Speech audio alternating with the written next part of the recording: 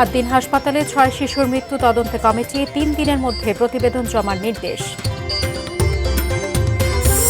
আজও বাড়ি ফিরছে মানুষ, ঢাকা টাঙ্গাইল মহাসড়কে দীর্ঘ যানজট।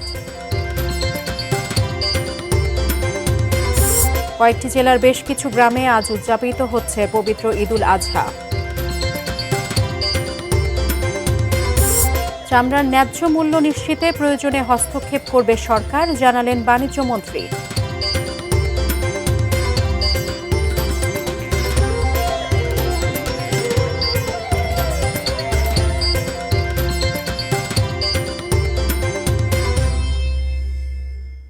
দেখছেন এটিএন নিউজ, দেশের খবরের সঙ্গে আছি আমি সাজিয়া আফরিন। এতক্ষণ শুনছিলেন নাসির সিনট্যাক্স গ্রুপের সৌজন্যে সংবাদ শিরোনামগুলো। এবারে বিস্তারিত। রাজধানীর মগবাজারের 8 দিন হাসপাতালে চিকিৎসাধীন 6 শিশুর মৃত্যু হয়েছে। আজ ভোর 6টার দিকের কাছাকাছি সময়ের মধ্যে তাদের অস্বাভাবিক মৃত্যু হয়। 8 দিন ফাউন্ডেশনের হাসপাতাল অ্যান্ড নার্সিং বিভাগের মহাপরিচালক অধ্যাপক ডাক্তার নাহিদ ইয়াসমিন জানান যে 6 শিশুর মৃত্যু হয়েছে। তারা হাসপাতালের 2য় তলায় পোস্ট অপারেটিভ ওয়ার্ডে চিকিৎসাধীন ছিল। তার দাবি 11 জন শিশুর মৃত্যুর তথ্য সঠিক নয়, বাকি 5 শিশু আগে থেকে এনআইসিইউতে চিকিৎসাধীন আছে। এসির গ্যাস লাইনের লিকেজ বা অন্য কোনো যান্ত্রিক ত্রুটির কারণে এই ঘটনাটি ঘটেছে কিনা তা তদন্তে কাজ করছে সিআইডির ফরেনসিক ও ক্রাইম সিন বিভাগ সহ অন্যান্য আইন শৃঙ্খলা বাহিনীর সদস্যরা। স্বাস্থ্য অধিদপ্তরের মহাপরিচালক অধ্যাপক ডাক্তার প্রভাত চন্দ্র বিশ্বাস জানান, 6 শিশুর মৃত্যুর ঘটনার প্রকৃত কারণ উদ্ঘাটনে 3 সদস্যের তদন্ত কমিটি গঠন করেছে সরকার। 72 ঘণ্টার মধ্যে প্রতিবেদন জমা দেবে এই কমিটি। পোস্ট লেবার ওয়ার্ডে কোনো কারিগরি ত্রুটি ছিল কিনা এগুলো খতিয়ে দেখার কথা জানান তিনি। ওনার কোনো হার্টবিট নাই, দেখেন আপনি দেখেন নিজের এক নাই, আপনার ওইখানেই মারা গেছে আপনার ওয়ার্ডে। সো উনি বলতেছে যে এটা আর কোনো রকম সুযোগ নেই, মারা গেছে। এইভাবে একে একে প্রায় 11 জন মারা গেছে, ওনারা বলতেছে 6 জন। শুধু ওই ওয়ার্ডের ভিতরেই যারা ছিল তারা সবাই অসুস্থ হয়েছে, কারণ ওনারা এসি সিস্টেম বন্ধ করে দিয়েছে এবং অক্সিজেন সিস্টেমটা কি আসলে বন্ধ করে দিয়েছে কিনা ওটা ওনারা বলতেছে এরকম কারণে গ্যাস হয়েছে। এসি লিকেজ ছিল কি না ছিল এই বিষয়টা কিন্তু এখনো তদন্ত করে বের করতে হবে। আমরা কিন্তু আমাদেরকে সুযোগ দিতে হবে এবং ফরেনসিক টিম এসেছে, তারা এই বিষয়টা দেখছে। আমি কনফিডেন্টলি বলতে পারি এখানে শুধুমাত্র 6টা বাচ্চাই মারা, আর বাকি 5টা শিশু ভালো আছে, তারা এনআইসিইউতে চিকিৎসাধীন। ওনারা এই বাচ্চাদেরকে 5 তলায় এনআইসিইউতে চিকিৎসার জন্য পাঠান। এই জায়গাটাতে আমাদের কাছে মনে হচ্ছে যে একটি দুর্বলতা আছে এবং এটি কর্তৃপক্ষ এটি আমাদেরকে জানিয়েছেন, কিন্তু আমরা আমাদের যে সেবার দিক থেকে এটি যে কোনো ত্রুটি আছে কিনা এটি আমরা অবশ্যই খতিয়ে দেখব। বৃষ্টি আর সড়কের বিভিন্ন স্থানে যানবাহন বিকল হওয়ায় ঈদযাত্রার শেষ মুহূর্তে ঢাকা টাঙ্গাইল মহাসড়কের 50 কিলোমিটারে দীর্ঘ যানজট সৃষ্টি হয়েছে। এতে ভোগান্তিতে পড়েছেন কয়েক হাজার ঘরমুখো মানুষ। সড়কে থমকে আছে হাজার হাজার যানবাহন। প্রতিবারের মতো এবারও ঈদে উত্তরবঙ্গগামী মানুষ পড়েছেন চরম দুর্ভোগে। কোথাও কোথাও গাড়ির ধীরগতি দেখা গেছে। এদিকে যানজট কমাতে যমুনা সেতুর 2 পাশ দিয়ে উত্তরবঙ্গের গাড়ি প্রবেশ করিয়েও ঠেকানো যাচ্ছে না যানজট। অনেকে রাতে রওনা দিয়েও এখন পর্যন্ত যমুনা সেতু পার হতে পারেননি। ভোরে রওনা দিয়ে সকাল 11টা বাজলেও কোনো কোনো যানবাহন মির্জাপুর পার হতে পারেনি। দীর্ঘ সময় সড়কে আটকে থাকায় যাত্রীরা দুর্ভোগে পড়েছেন। বিশেষ করে নারী ও শিশুদের দুর্ভোগ চরমে পৌঁছেছে। অন্যদিকে শুধু বাস নয়, ট্রাক ও পিকআপেও মানুষ যেভাবে পারছেন সেভাবেই ঢাকা ছাড়ছেন। গত 24 ঘণ্টায় যমুনা সেতু দিয়ে যানবাহন পারাপার হয়েছে 56,239টি। টোল আদায় 3,82,96,96,000 টাকার। দর্শক, ঢাকা টাঙ্গাইল মহাসড়কের যানজটের খবর জানাতে সরাসরি যুক্ত হচ্ছেন প্রতিনিধি নওশাদ রানা সানভি। সানভি, এর আগের খবরে আপনার সঙ্গে যুক্ত হয়েছিলাম, আপনি ভোগান্তির কথা জানাচ্ছিলেন যাত্রীদের। এই মুহূর্তে কি অবস্থা দেখতে পাচ্ছেন? সাজিয়া, ধন্যবাদ। এখনও কিন্তু পুরোপুরি স্বস্তির খবর দিতে পারছি না আপনার মাধ্যমে দর্শকদের। এখনও কিন্তু 25 কিলোমিটারের মতো এই সড়কে যানজট রয়েছে। বিশেষ করে নারী ও শিশুরা যেমনটি বলছিলেন ভোগান্তিতে চরমে, কারণ গত রাত 8টা থেকে রাত 10টার সময় তারা গাড়িতে উঠেছে। এখন পর্যন্ত যেখানে 2.5 থেকে 3 ঘন্টা সময় লাগার কথা, এখনও কিন্তু সেই সড়ক 15 থেকে 17 ঘন্টাতেও পারি হতে পারেনি।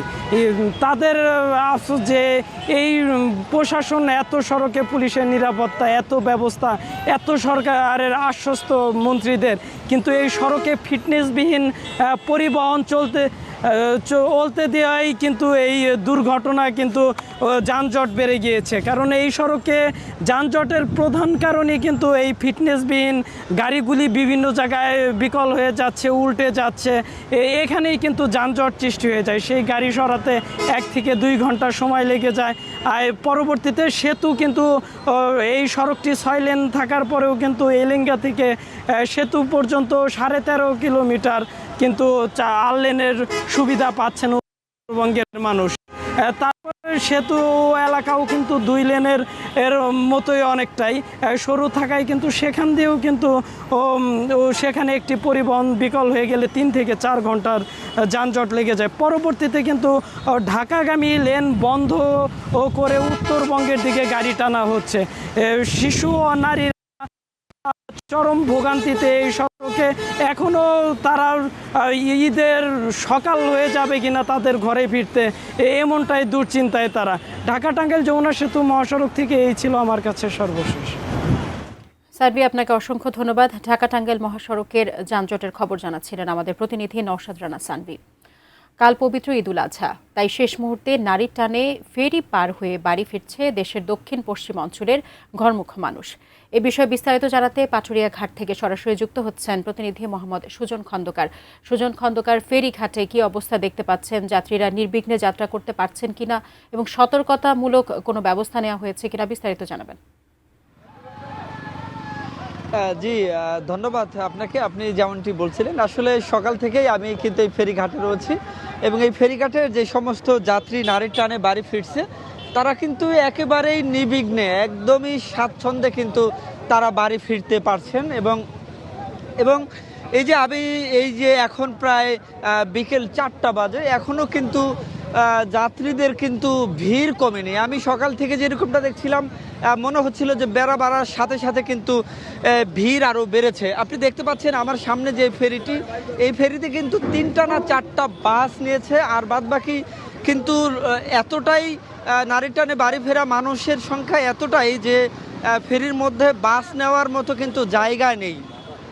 এবং ফেরির উপরে নিচে শুরু করে যেখানে আছে কিন্তু মানে কানায় কানায় পরিপূর্ণ কিন্তু মানুষ, যারা নারীর টানে এবং খুবই স্বাচ্ছন্দ্যে কিন্তু তারা বাড়ি ফিরছেন। এবং এইখানে শুধুমাত্র তাদের একটা অভিযোগ রয়েছে যে যাত্রা পথে তারা যে পরিবহনগুলোতে আসছেন, বিশেষ করে লোকাল পরিবহন, সেখানে কিন্তু তাদের ভাড়া বেশি নেওয়ার কিন্তু একটা অভিযোগ কিন্তু তারা করছিলেন, যে এখান থেকে অতিরিক্ত ভাড়া তাদেরকে নেওয়া হচ্ছে। অর্থাৎ 100 টাকার ভাড়া 300, 200 টাকার ভাড়া 250, 300 এইভাবে কিন্তু নেওয়া হচ্ছে।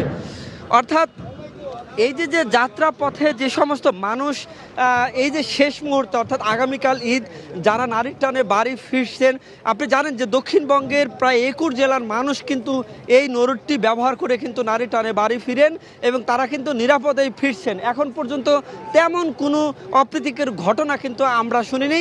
এবং এই ঘাটে কিন্তু নৌপুলিশ, কোস্টগার্ড, ফায়ার সার্ভিস সহ জেলা প্রশাসন, উপজেলা প্রশাসন সবাই কিন্তু কাজ করছে এবং অত্যন্ত সুন্দরভাবে কিন্তু মানুষ নারী টানে বাড়ি ফিরতে পারছে। যে এই ছিল আমার কাছে পাটুরিয়ার এই 3 নং ফেরিঘাট থেকে এখনকার মতো। সুজন খন্দকার, আপনাকে অসংখ্য ধন্যবাদ। পাটুরিয়া ফেরিঘাট থেকে আমাদের সঙ্গে এই যাত্রার খবর জানাতে যুক্ত হয়েছিলেন প্রতিনিধি মোহাম্মদ সুজন খন্দকার। এবারে ফিনিশের সৌজন্যে কোরবানির হাট।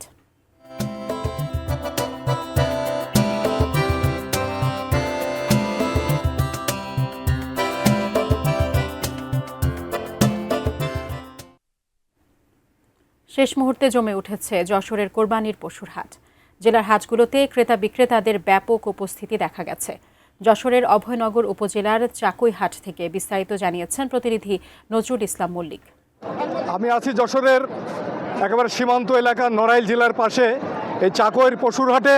এখানে পর্যাপ্ত পশু উঠেছে, বিশেষ করে বিভিন্ন সাইজের পশু এখানে উঠেছে, ছোট বড় মাঝারি। আমরা ক্রেতাদের সঙ্গে কথা বলেছি, ক্রেতারা বলছেন যে গত বছরের তুলনায় এবার পশুর দাম বেশি। বিক্রেতারা বলছেন যে আমরা যে খাওয়া এবং পরিবহন খরচ দিয়ে বিভিন্নভাবে যে লালন পালন করা হয়েছে সেই তুলনায় আমরা দাম পাচ্ছি না। আমরা বাজার ঘুরে দেখেছি যে পর্যাপ্ত পরিমাণে এখানে গরু আছে এবং ক্রেতার সমাগম অনেক বেশি, একটা উৎসবমুখর পরিবেশ এখানে তৈরি হয়েছে। যেহেতু আজকের শেষ হাট, সেই কারণে ক্রেতারা আসছেন এই শেষ হাটে তাদের কুরবানির গরু কেনার জন্য এবং পশু কেনার জন্য। আমরা বিভিন্ন জায়গা দেখেছি, এখানে নিরাপত্তার যে বিষয়টা সেটাও আমরা লক্ষ্য করেছি, যেখানে নিরাপত্তা বাহিনী বিশেষ করে পুলিশ মোতায়েন রয়েছে।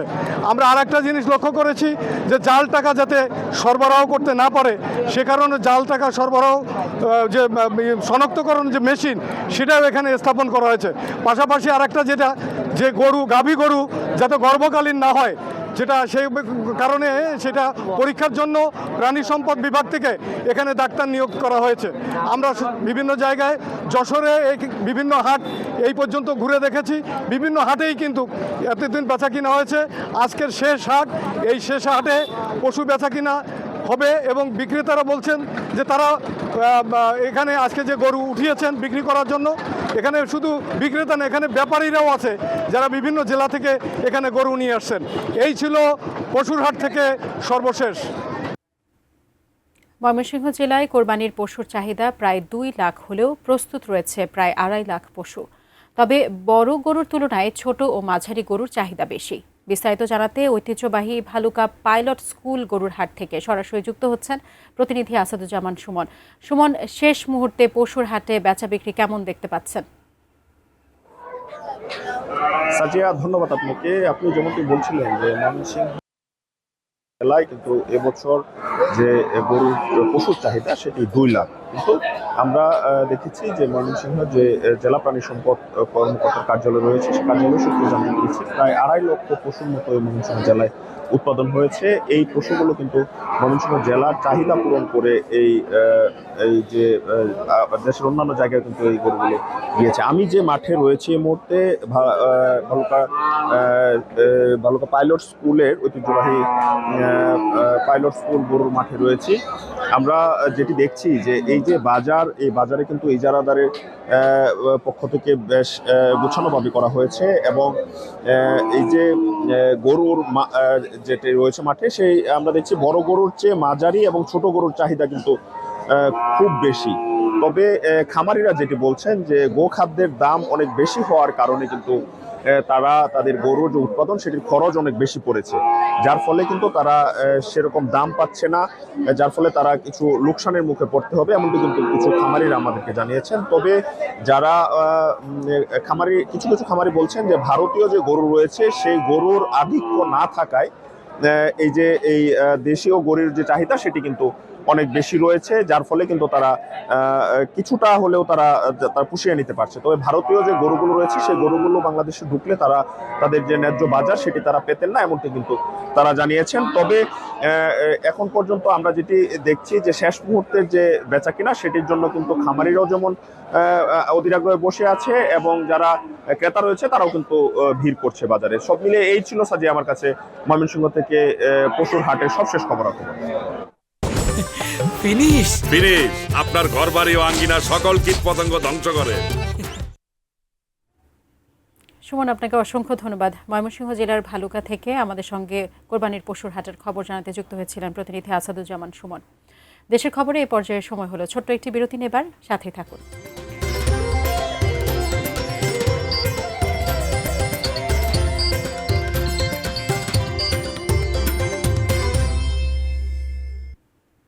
বিরতি থেকে ফিরে এসে আবারও স্বাগত দেশের খবরে।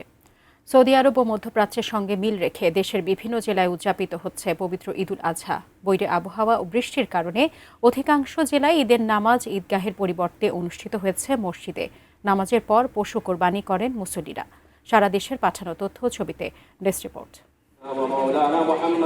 সৌদি আরবের সঙ্গে মিল রেখে চট্টগ্রাম ও পার্শ্ববর্তী জেলাগুলোর শতাধিক গ্রামে উদযাপিত হচ্ছে পবিত্র ঈদুল আজহা। নামাজ আদায় ও পশু কোরবানির মধ্য দিয়ে ঈদুল আজহা উদযাপন করছেন চট্টগ্রামের চান্দনাইশের জাহাগিরিয়া শাহ সুফি মমতাজিয়া দরবার ও সাতকানিয়ার মির্জাখিল দরবার শরীফের অনুসারীরা। পবিত্র ঈদুল আজহা উদযাপন করছেন দিনাজপুরের বেশ কয়েকটি এলাকার মানুষ। নামাজে অংশ নেয়া মুসল্লিরা জানান, সৌদি আরবের সঙ্গে মিল রেখে তারা ঈদ উদযাপন করছেন। মধ্যপ্রাচ্যের বিভিন্ন দেশের সাথে মিল রেখে নোয়াখালীর 5 গ্রামে ঈদুল আজহা উদযাপিত হচ্ছে। বরিশালের ১৯টি গ্রামে আগাম ঈদুল আজহা পালিত হচ্ছে। জেলার তাজকাঠি, হরিণা, ফুলিয়া, ওলাকাঠি ও মাধবপাশা সহ বিভিন্ন স্থানে ঈদের জামাত অনুষ্ঠিত হয়েছে। ভোলায় ঈদুল আজহা উদযাপন করেছেন সেখানকার প্রায় ৫,০০০ মানুষ। চাঁদপুরের অর্ধশত গ্রামে অগ্রিম ঈদুল আজহা উদযাপিত হচ্ছে। জেলার শারদা দরবার শরীফের পীর জানান, পৃথিবীর যে কোনো স্থানে চাঁদ দেখার ভিত্তিতেই শরীয়তের বিধান অনুযায়ী এই ঈদ পালন করা হচ্ছে। এদিকে সৌদি আরবের সাথে মিল রেখে নারায়ণগঞ্জ, কুড়িগ্রাম, সাতক্ষীরা, বগুড়া, মৌলভীবাজার, চাঁপাইনবাবগঞ্জ, ঝিনাইদহ, জামালপুর, শরীয়তপুর সহ দেশের বিভিন্ন জেলায় উদযাপিত হচ্ছে ঈদুল আজহা। নামাজ শেষে সম্মিলিত খুতবায় অংশ নেন মুসল্লিরা। এ সময় দেশ, জাতি ও সকলের সুস্থতা ও কল্যাণ কামনায় মহান আল্লাহর কাছে মোনাজাত করা হয়।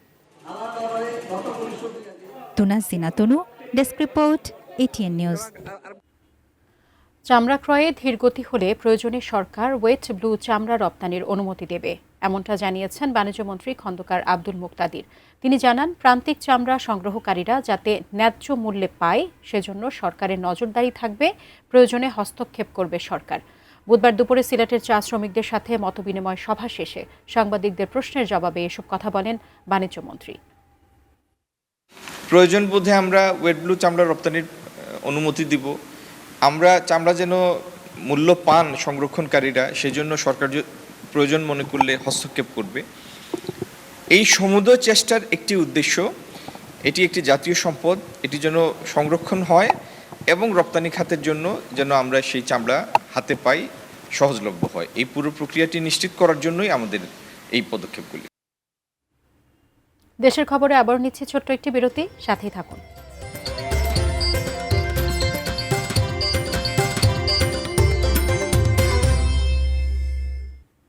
বিরতি থেকে ফিরে এসে আবারও স্বাগত দেশের খবরে। দেশের দুই ঐতিহ্যবাহী ঈদের জামাতকে ঘিরে চলছে শেষ মুহূর্তের প্রস্তুতি। শোলাকিয়া ঈদগাহ আর গোরে শহীদ বড় ময়দান, দুই জায়গাতেই চলছে মুসল্লিদের নিরাপদ ও নির্বিঘ্ন ঈদ জামাত আয়োজনের ব্যস্ততা।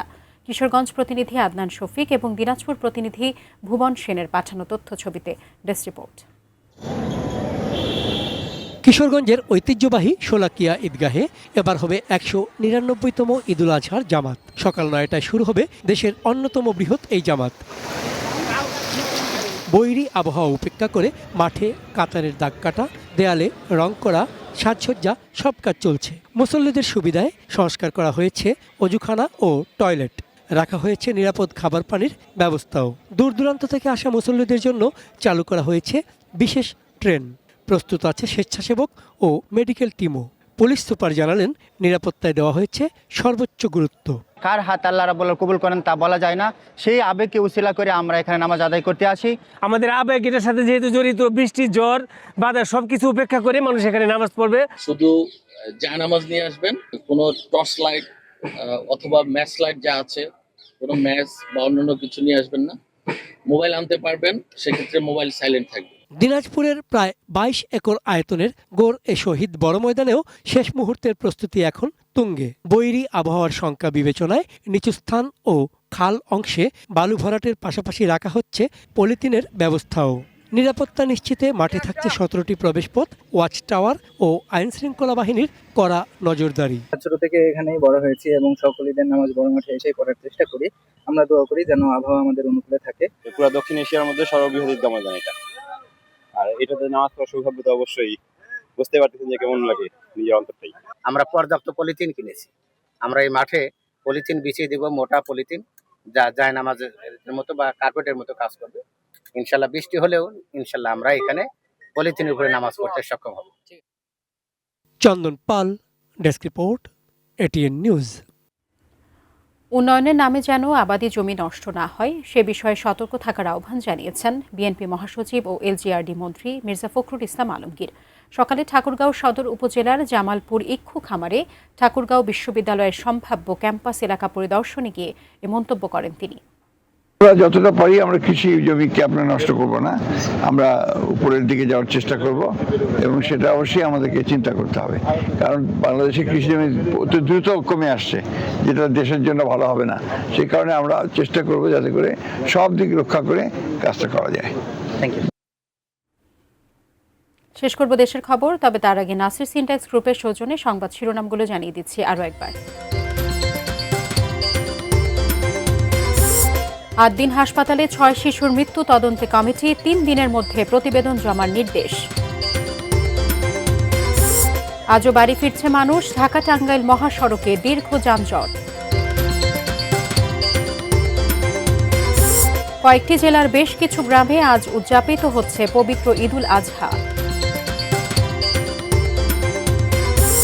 চামড়ার ন্যায্য মূল্য নিশ্চিতে প্রয়োজনে হস্তক্ষেপ করবে সরকার, জানালেন বাণিজ্য মন্ত্রী।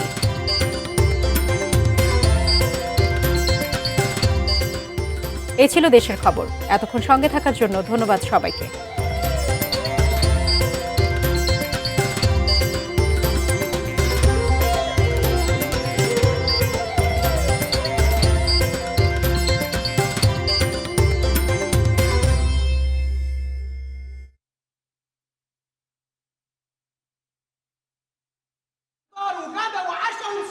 مع السلامة مع السلامة يا أخوي وتبقى